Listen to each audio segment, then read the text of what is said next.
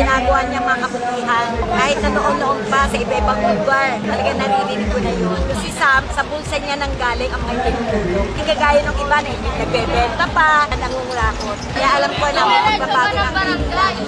Palagay ko, siya ang bagong pag-asa ng Maynila. Dahil nakikita ko sa kanya yung pagiging matapat sa mga sinasabi niya. Tingin ko naman na napakabait niya at makamasa niya. Nararamdaman namin yun. Para kay Sir Sam, congratulations! Dahil alam ko ikaw na ang panalo. Gusto ko ng pagbabago sa Maynila, kaya siya iboboto. Ayoko na sa luma, ako naman bago. At baka sakaling ang message pa ang Manila.